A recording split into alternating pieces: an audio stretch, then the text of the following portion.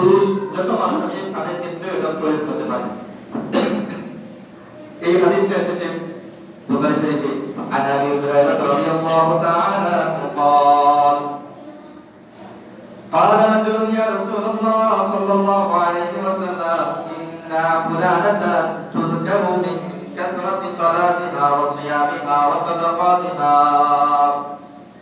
নবীজি সাহাবী আবু হুরায়রা বলেন, এক সাহাবী রাসূলুল্লাহ সাল্লাল্লাহু আলাইহি ওয়াসাল্লামকে জিজ্ঞেস করলেন, ইন্না ফুলানাতান তুযকারু মিন কাসরাতি সালাতিহা, ওই নারী যার কাছে অসংখ্য অগণিত নফল নামাজ পড়ে, প্রতিদিন প্রতিমাহ নফল নামাজ পড়ে এমন নারী, ওয়া সিয়ামিহা, নফল রোজা রাখে, ফরজ রোজা রাখার পাশাপাশি নফল রোজা রাখে, ওয়া সাদাকাতিহা, এভাবে নফল সাদাকা করে থাকে, গায়রা আন্নাহা তুদি জিরানিহা বিলিসানিহা।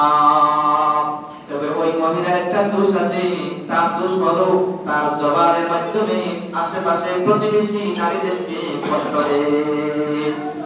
এরপর রাসূল সাল্লাল্লাহু আলাইহি ওয়াসাল্লাম তার উত্তরে বলেন, ক্বালা হিয়া ফিন্নার, ওই নারী মহিলা জাহান্নামে যাবে। তার নফল রোজা কাজে আসবে না, তার নফল সাদাকা কাজে আসবে না, তার নফল নামাজ কাজে আসবে না, যদি তার লিসান থেকে, তার জিহ্বা থেকে প্রতিবেশীর নারী পুরুষ কেউই রক্ষা পায় না। এরপর রাসূল সাল্লাল্লাহু আলাইহি ওয়াসাল্লাম আবার বলেন, ক্বালা ইয়া রাসূলুল্লাহ ফাইন্না ফুলানাতান তুযকারু বিল্লাতুন সিয়ামিহা ওয়া সাদাকাতিহা ওয়া সালাতিহা। আর ওই মহিলা যে কম নফল নামাজ পড়ে, শুধুমাত্র ফরজ নামাজ পড়ে, ফরজ রোজা রাখে, বা নফল নামাজ পড়ো, নফল রোজা রাখার চেষ্টা করে কিন্তু কম নামাজ কম পড়ে, ওয়া ইন্না তাসাদ্দাকা বিল আওসারি মিন আবিকিল আবিদ, তার আমলনামায় বেশি সদকার সওয়াব নাই, বেশি সদকা করার অভ্যাস নাই, বা সদকা করার মতো তার সামর্থ্য নাই, ওয়ালা তুলি বিসালিহা, তবে কিন্তু ওই মহিলা তার প্রতিবেশীদেরকে কথার মাধ্যমে কোনো কষ্ট দেয় না। খায়রা আন্নাহা ক্বালা হিয়া ফিল জান্নাহ, নবী সাল্লাল্লাহু আলাইহি ওয়াসাল্লাম ওই নারী সম্পর্কে বলেছেন, ওই নারী তাকে জান্নাতে নিয়ে যাবে। সুবহানাল্লাহ। এখানে উদাহরণের মাধ্যমে বুঝেছেন যে একজন মহিলা যার নামাজ আছে, অনেক ফরজ নামাজ পড়ে, নফল নামাজ পড়ে, রোজা, ফরজ রোজা রাখে, নফল রোজা রাখে, এরপরে সদকা বিভিন্নভাবে বিভিন্ন খাতে সদকা করার চেষ্টা করে এবং বেশি দিন রাত সদকা করে, কিন্তু তার একটা দোষ আছে। কি দোষ? সেই দোষ হলো তার জবানের মাধ্যমে, মুখ একটু স্পিড বেশি, তার কথার মাধ্যমে তার ঘরের মানুষদেরকে, তার বাড়ির মানুষদেরকে, তার পাশের বাড়ির মানুষদেরকে কষ্ট দেয়। ওই নারী সম্পর্কে ইয়া রাসূলুল্লাহ আপনার মন্তব্য কি? তখন রাসূল সাল্লাল্লাহু আলাইহি ওয়াসাল্লাম ওই সাহাবী উত্তরে বলেন যে ক্বালা হিয়া ফিন্নার, ওই নারী জাহান্নামে যাবে। কেন? রোজা আছে, তার আমলনামায় সদকা আছে, তার আমলনামায় আরো নামাজ, আরো বিভিন্ন রকম ভালো ভালো কাজ আছে, যেগুলো কাজ করে জান্নাতে নিয়ে যাবে, তারপরেও কেন জাহান্নামে নিয়ে যাবে? রাসূল সাল্লাল্লাহু আলাইহি ওয়াসাল্লাম বলেছেন তার জবানের মাধ্যমে। এই নামাজ তাকে তার খারাপ জবান থেকে যেহেতু রক্ষা করতে পারলো না, তার নামাজও কবুল হওয়ার সম্ভাবনা নাই। আল্লাহ রাসূল সাল্লাল্লাহু আলাইহি ওয়াসাল্লাম বলেছেন। এরপরে দ্বিতীয়ত ওই মহিলা সম্পর্কে জিজ্ঞেস করা হয়েছে, ইয়া রাসূলুল্লাহ, এক মহিলা নামাজ শুধুমাত্র ফরজ নামাজ পড়ে, শুধুমাত্র ফরজ রোজা রাখে, দান করার চেষ্টা করে, বিশেষ সময় দান করতে পারে না, ওই কিন্তু ওই মহিলা তার কথার মাধ্যমে কোনো প্রতিবেশীকে কষ্ট দেয় না, এমন নারী সম্পর্কে আপনার অভিযোগ কি, এর মন্তব্য কি? রাসূল সাল্লাল্লাহু আলাইহি ওয়াসাল্লাম বলেছেন ওই নারী জান্নাতে যাবে। সুবহানাল্লাহ। একটা কথা কষ্ট, একটা ভালো কথা তাকে জান্নাতে নিয়ে যাবে, একটা খারাপ কথা তাকে জাহান্নামে প্রেরণ করবে। সুবহানাল্লাহ। এই কথাগুলো আমাদের বলার সময় আমাদেরকে ভাবতে হবে যে এই কথা যে আমি বলছি অন্য মানুষের কষ্টের কারণ হচ্ছে কিনা, এই কথাগুলো অন্য মানুষের কষ্টের কাজে পড়ছে কিনা, অন্য মানুষের বাধা বিপত্তি হচ্ছে কিনা, অন্যায় হচ্ছে কিনা, এগুলো আমাদেরকে ভেবে ভেবে কথা বলা প্রয়োজন। হোক প্রতিবেশী, হোক বাড়ির মানুষ, হোক ছেলে, হোক বাবা, হোক মা, আরো যত মানুষের ক্ষেত্রে আমরা কথা বলা করি, যাদের সাথে আমাদের প্রতিনিয়ত কথা বলা হয়, সেই মানুষদের সাথে যেন আমরা ভালো ভালো কথা বলি, তারা যেন আমাদেরকে তৌফিক দান করে। সবাই বলেন আমিন। এরপরে 7 নম্বর হলো আল্লাহ রাসূল সাল্লাল্লাহু আলাইহি ওয়াসাল্লাম বলেছেন, তিনটি জিনিস যদি কোনো ব্যক্তি পেয়ে যায়, তাহলে ওই ব্যক্তি দুনিয়ার সৌভাগ্য পেয়ে গেছে। তার দুনিয়ার জীবন চলার ক্ষেত্রে অনেক সহজ হয়ে যাবে। তার দুনিয়ার জীবনের ক্ষেত্রে যে সমস্ত জিনিস মৌলিকভাবে প্রয়োজন, এই তিনটি যদি তার জিনিস পেয়ে যায়, তাহলে অন্যান্য জিনিসও পাওয়া তার জন্য সহজ হয়ে যাবে। তার অন্যান্য জীবন উপভোগের ক্ষেত্রে সহজ হবে এবং অন্যান্য জিনিসের ক্ষেত্রে তার আরো প্রায়োরিটি পাবে এবং প্রাধান্য পাবে। জীবন চালানোর ক্ষেত্রে তার চালিকা শক্তি হিসাবে বিবেচিত হবে। এই তিনটা জিনিস যদি ওই ব্যক্তি পেয়ে যায়। রাসূল সাল্লাল্লাহু আলাইহি ওয়াসাল্লামের সাহাবী আন-নাফি' রাদিয়াল্লাহু তাআলা আনহু قال قال رسول الله صلى الله عليه وسلم قال من ثلاثة من سعادة المرء المسلم মুমিনদের জন্য তিনটা জিনিস বৈশিষ্ট্য রয়েছে। ওই তিনটা জিনিস যদি পেয়ে যায় কোন মুসলিম, তাহলে তার দুনিয়ার মধ্যে সৌভাগ্য জিনিসের মধ্যে এই তিনটা জিনিস পড়ে যায়। এক নাম্বার হলো আল-মাসকানুল ওয়াসিব, প্রশস্ত বাড়ি, ভালো বাড়ি উপভোগের জন্য প্রশস্ত বাড়ি পেয়ে যায়। দুই নাম্বার ওয়াল জালিস সালেহ, প্রতিবেশী সৎ প্রতিবেশী যদি পেয়ে যায়। এরপরে তিন নম্বর হলো আল-মারকাবুল হানিয়ু, যানবাহনের জন্য ভালো যানবাহন যদি পেয়ে যায়, তাহলে দুনিয়ার মধ্যে তার সৌভাগ্যের চাবিকাঠি যেন তার হাতে চলে আসলো। সুবহানাল্লাহ। তিনটা জিনিস কি রাসূল সাল্লাল্লাহু আলাইহি ওয়াসাল্লাম বলেছেন, ওই তিনটা জিনিস যদি কোনো মুসলমান পেয়ে যায়, তাহলে তার দুনিয়া চালিকা শক্তি, দুনিয়া চালানোর ক্ষেত্রে তার সৌভাগ্যতা সর্বচম্পন করবে। এক নম্বর হলো আল-মাসকানুল ওয়াসি', প্রশস্ত বাড়ি। দুই নম্বর আল-জালিস সালেহ, সৎ প্রতিবেশী অর্থাৎ ভালো প্রতিবেশী। দেখবেন ভালো প্রতিবেশী যদি থাকে, তাহলে বাড়িতে চলাফেরার ক্ষেত্রে অনেক ভালো হয়ে থাকে।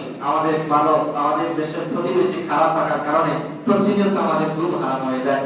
আমাদের ভালো প্রতিবেশী, যেই দেশে, যেই এলাকা, যেই বাড়ির প্রতিবেশী ভালো থাকবে, ওই বাড়ি, ওই এলাকা জীবন নাশের হুমকি কম থাকবে। অনেকে দেখবেন অনেক সমাজে অনেক কষ্ট বা মারামারি, ঝগড়া ফাসাদ, ফিতনা ফাসাদ এগুলো কোথায় থেকে হয়? বাড়ির মানুষের কাছ থেকে। পাশের ঘরের মানুষ জায়গা জমি নিয়েই ঝগড়াঝাটা করে একজনকে আহত করে ফেলছে অথবা মারা হয়ে যায়। এরকম পাশের বাড়ির মানুষের সাথে জায়গা নিয়ে টানাটানি করে ফেলে মানুষ ঝগড়া ফাসাদে তারা লিপ্ত হয়ে যায়। এরপরে আরো অসংখ্য অবরুদ্ধ আমরা ঝগড়া ফাসাদ, নির্যাতন, অন্যায়ের সম্মুখীন হই কাদের কাছ থেকে? প্রতিবেশীর কাছ থেকে। রাত্রে ঘুম হারাম হয় প্রতিবেশী ঝগড়াঝাটির কারণে, জীবন নাশের হুমকি হয় প্রতিবেশী ঝগড়াঝাটির কারণে। এরপরে পরিবেশ অস্থিতিশীল হয়ে যায়, ভারসাম্যহীনতা হয়ে যায় যদি প্রতিবেশী খারাপ থাকে। বারো খারাপ জিনিসগুলো আমাদের মধ্যে থেকে উঠে বিভিন্নভাবে প্রতিবেশীর কাছ থেকে। এজন্য রাসূল সাল্লাল্লাহু আলাইহি ওয়াসাল্লাম বলেছেন, ওয়াল-জালিস সালেহ, ওই ব্যক্তি সৌভাগ্যবান হয়ে যায় যদি তার পাশের বাড়ির প্রতিবেশী ভালো থাকে।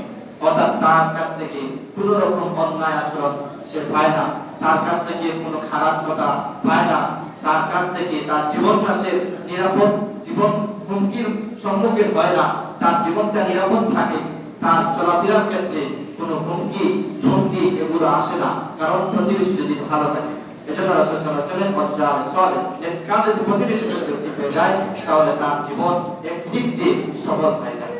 তিন নম্বর ওয়াল-মারকাবুল হানিয়ু, ভালো যানবাহন। মানুষের চালানোর ক্ষেত্রে আমাদের গাড়ি ঘোড়া এগুলো যদি হয়ে যায়, তাহলে একটা মানুষের জীবন চালানোর ক্ষেত্রে অনেক সহায়তা, অনেক হেল্পফুল হয়ে যায়। এজন্য রাসূল সাল্লাল্লাহু আলাইহি ওয়াসাল্লাম এই হাদিসের মধ্যে আমাদেরকে তিনটা জিনিস বলা হচ্ছে যে কোন মুমিন যদি প্রতিবেশী ভালো প্রশস্ত বাড়ি এবং ভালো যানবাহন পেয়ে যায়, তাহলে ওই মুমিনের সৌভাগ্যের চাবি তার কাছে চলে আসে। সুবহানাল্লাহ। এরপর আসুন ৮ নম্বর, আল্লাহ রাসূল সাল্লাল্লাহু আলাইহি ওয়াসাল্লাম আমাদেরকে উপদেশ দিচ্ছেন যেন আমরা প্রতিবেশীর খবর নিই, প্রতিবেশী সম্পর্কে আমরা যেন সজাগ থাকি, প্রতিবেশী সম্পর্কে যেন আমরা সচ্ছার হই। এজন্য রাসূল সাল্লাল্লাহু আলাইহি ওয়াসাল্লাম আমাদেরকে উদ্দেশ্যে নসিহত করছেন। এই হাদিসটা এসেছে বুখারী শরীফে। আরেকটা আব্বাস রাদিয়াল্লাহু তাআলা قال قال سمعت رسول الله صلى الله عليه وسلم يقول ليس المؤمن الذي يشبع وجاره جائع إلى جنبه। নবীজি সাল্লাল্লাহু আলাইহি ওয়াসাল্লামের সাহাবী আব্বাস রাদিয়াল্লাহু তাআলা বলেন, আমি আল্লাহর রাসূল সাল্লাল্লাহু আলাইহি ওয়াসাল্লামকে বলতে শুনেছি, ইয়াকুলু লাইসাল মুমিন, ওই মুমিন ওই ব্যক্তি মুমিন নয়। আল্লাযী ইয়াশবাউ যে খাবার ভালো খাবার খেয়েছে পরিতৃপ্ত হয়েছে, ওয়াজারুহু জাহিবুন ইলা জাহিউন ইলা জাদ্দিহি, কিন্তু পক্ষান্তরে তার পাশের ঘরের মানুষ না খেয়ে ঘুমাচ্ছে, সেগুলো টের পায় নাই। রাসূল বলেছেন ওই ব্যক্তি মুমিন নয় যে ভালো খাবার খেলো বা পর্যাপ্ত পরিমাণ খাবার খেয়ে পরিতৃপ্ত হয়ে রাত্রে শয়ন করলো পাশের বাজার পৌঁছায় ইলা জাদ্দিহি, অথচ তার পাশের ঘরে মানুষ না খেয়ে ধৈর্য ধরে রাত্রি যাপন করো, আর পাশের ঘরে মানুষ তুমি মুসলমান ইমানদার না খেয়ে খেয়ে পরিতৃপ্ত হয়ে শুয়ে রয়েছো, আর পাশের ঘরে মানুষ না খেয়ে রাত্রি যাপন করো, তুমি একটুকু খবর নিলে না, তুমি মুমিন হতে পারবে না।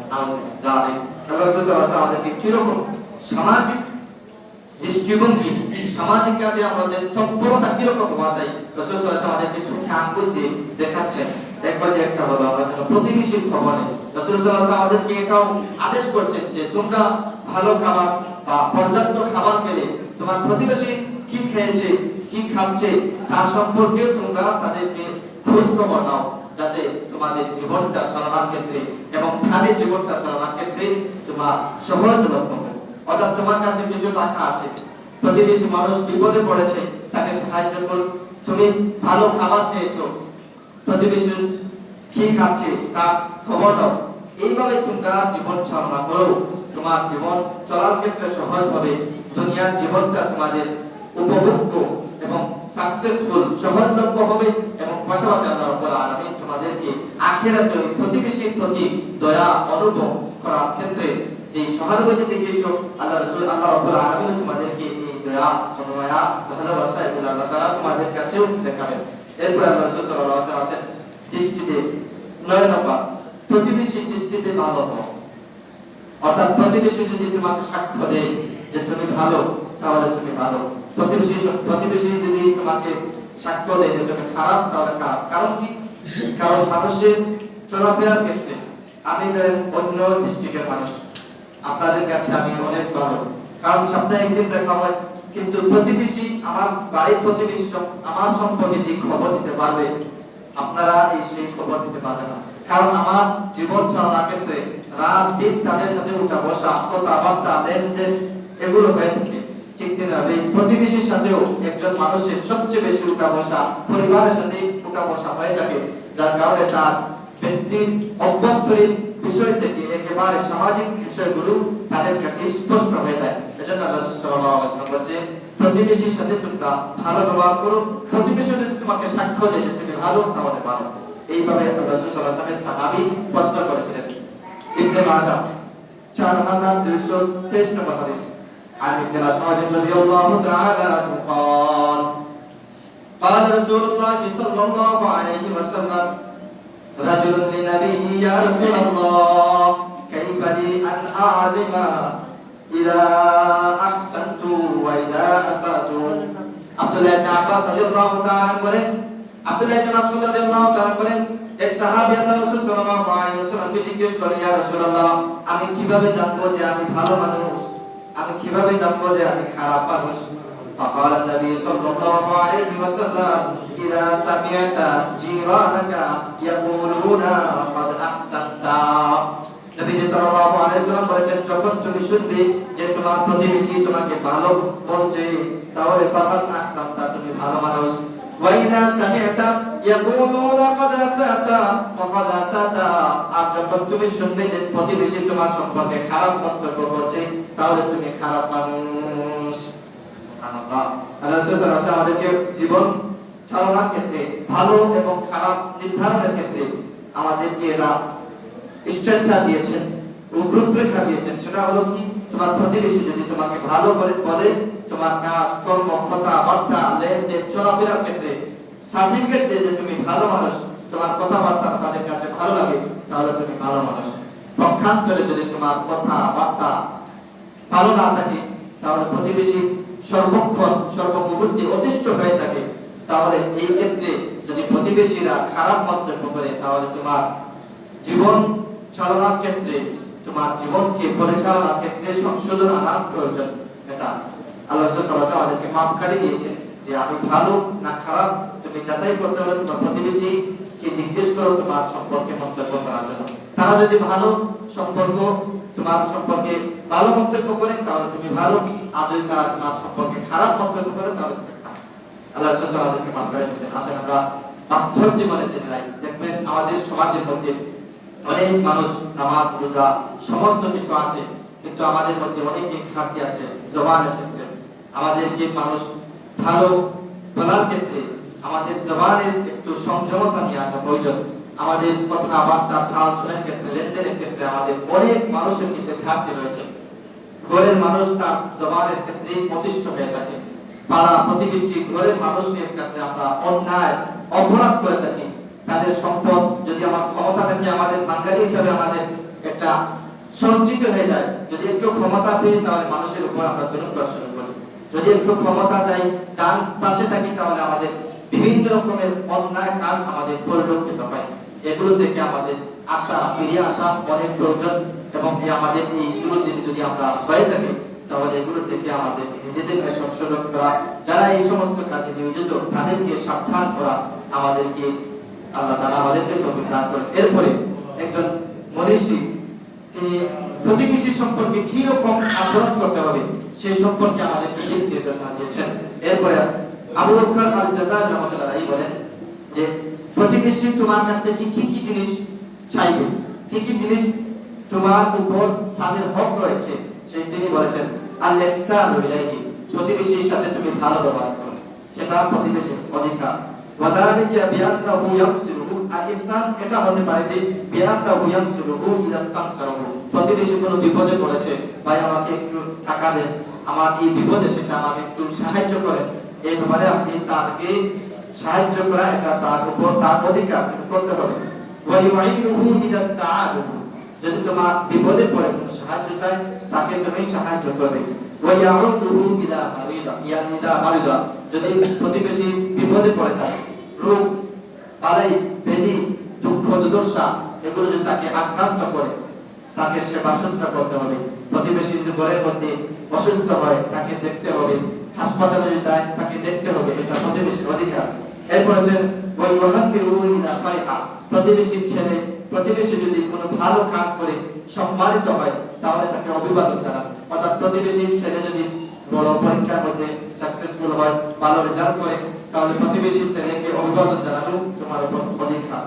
এরপরে ওই ওয়াসিহি ইলা মুসিবা, যদি কোনো দুঃখ দুর্দশা কোনো বিপদের তাকে গ্রাস করে ফেলে তাহলে তার দুঃখ দুর্দশাকে তুমি উঠিয়ে নেওয়ার জন্য তোমার কথা কাজ সাহায্য যা করা লাগে তুমি করতে হবে, এটা প্রতিবেশীর অধিকার। ওয়াইসাইদুহু ইদা তাজা, যদি কোনো মুখাপেক্ষিক প্রয়োজন হয়, অর্থাৎ তোমার সাহায্য ছাড়া তা হচ্ছে না, এরকম জায়গায় যদি তোমার সাহায্য চায় তাহলে তাকে সাহায্য করতে হবে। ওয়ায়াবদাউ বিসসালাম, তাকে দেখা মাত্র তুমি সালাম দিতে হবে। ওয়ায়ালিহু লাহুল কালাম, তার সাথে নম্র ভাষায় ভালো ভাষা সুন্দর কথার মাধ্যমে তার সাথে কথা বলতে হবে। ওয়ায়াতালাত্তাফু ফি মুকারামাতি ওয়ালাদাহু, এবং তার প্রতিবেশীর ছেলে আছে মেয়ে আছে ছোট বড় তাদের আপনার ছেলের প্রতি যেভাবে সুন্দর দৃষ্টিতে তাকান তার ছেলের সাথেও সেই রকম সুন্দর দৃষ্টিতে তাকাতে হবে, এটা হলো প্রতিবেশীর অধিকার। এরপরে ওয়ায়ুরশিদুহু ইলা মা ফিহি সালাহু দীনিহি ওয়া দুনিয়াহি, তাকে দুনিয়ার ক্ষেত্রে আখিরাতের ক্ষেত্রে আপনার প্রতিবেশী খারাপ আচরণ করে খারাপ কাজ করে দুনিয়ার লাইন চুপ করে ফেলছে, আখিরাতে ক্ষতিগ্রস্ত হচ্ছে, এরকম যদি দেখেন আপনার কথার মাধ্যমে তাকে দুনিয়া এবং আখিরাতে ভালো কাজের দিকে দিক নির্দেশনা দিন, সেটা হলো প্রতিবেশীর অধিকার। ওয়ায়ারা জানিবাহু ওয়ায়াহমি হামাহু, তাকে ভালোভাবে লালন পালন করো। ওয়ায়াহমা হামাহু, তার দুঃখ দুর্দশা দূরীকরণের ক্ষেত্রে তোমার অবদান রাখুন। ইয়াসবাহু আন জাল্লাতিহি, এবং যদি কোনো ভুল করে ফেলে আপনার বিরুদ্ধে চলে যায় বা কোনো ভুল করে ফেলে তাহলে তার ভুলকে তোমরা ক্ষমা করে দাও। ওয়ায়াতালাত্তাফু ইলা আওরাহি, এবং কোনো যদি ভুল করে অন্যান্য মানুষের কাছে তার খারাপ আচরণটা খারাপ কাজটা তুমি তুলে ধরবে না, এবং তার বিভিন্ন খারাপ কাজ যেগুলো আছে সেগুলো অনুসন্ধান করবে না। এটা আমাদের কাজের মধ্যে একটা অন্যতম একটা জিনিস হলো যে আমরা অন্য মানুষের খারাপ গুণগুলো আমরা অন্বেষণ করি, অমুক খারাপ তমুক খারাপ, আমি যে খারাপ এটা আমরা বলি না। আমরা সবাই নিজেকে ভালো সার্টিফিকেট দিই আর অন্যের ক্ষেত্রে খারাপ সার্টিফিকেট দিই। অথচ ইসলাম বলছে নিজের খারাপ গুণগুলো তুমি ধরে ধরে নিজেকে সংশোধন করো, আর পরে যে ভালো গুণ আছে সেগুলো তুমি আলোচনা করো। যদি খারাপ হয় তাহলে একান্তে তাকে বুঝাও যে ভাই এটা খারাপ, তোমার কিন্তু আমরা একান্তে না বুঝিয়ে অন্য মানুষের কাছে অন্য মানুষের সম্পর্কে মন্তব্য করে থাকি, যার কারণে সেটা আমাদের ক্ষেত্রে গীবত হয়ে থাকে। এই গীবত থেকে আমাদেরকে বাঁচার প্রয়োজন। এরপরে ওয়ালা ইউযায়্যিকুহু ফি বিনাই আও মামাররি, এটা হলো আমাদের গুরুত্বপূর্ণ। সেটা হলো একজন প্রতিবেশী, তার বাড়ি আপনার বাড়ি পরের বাড়ি, তার বাড়িতে যাওয়ার ক্ষেত্রে রাস্তা লাগবে, এটা মানুষের ক্ষেত্রে চলাফেরার ক্ষেত্রে রাস্তা লাগবে, ওই রাস্তাকে তুমি প্রশস্ত করে দাও। তার বাড়িতে যাওয়ার ক্ষেত্রে তুমি কল বসে দিলে, পানির নলকূপ ফিট করে দিলে, ওই পানি পড়ে পড়ে তার বাড়িতে গিয়ে তার রাস্তায় গিয়ে যেতে কষ্ট হচ্ছে, মানে কষ্ট আসে এরকম কাজ।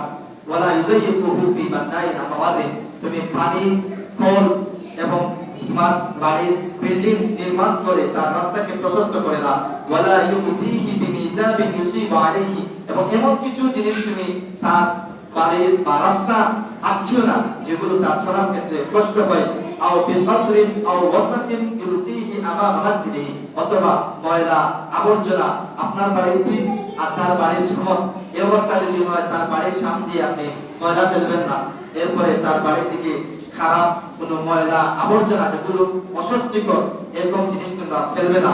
কুল্লু হাদা মিনাল ইহসান ইলাইহি মা'মুর বিহি, ওই প্রত্যেকগুলো ইহসান, সেগুলো হলো প্রতিবেশী, একজন প্রতিবেশী অন্য প্রতিবেশীর উপর অধিকার রয়েছে। এটাই আমাদের ইসলামের শিক্ষা, যে প্রতিবেশী সম্পর্কে ভালো ব্যবহার করো। কিরকম আমরা এই জানলাম, যদি সাহায্য চায় তাকে সাহায্য করবি, যদি অসুস্থ হয় তাকে দেখবি, যদি বিপদে পড়ে তাকে সাহায্য করবি।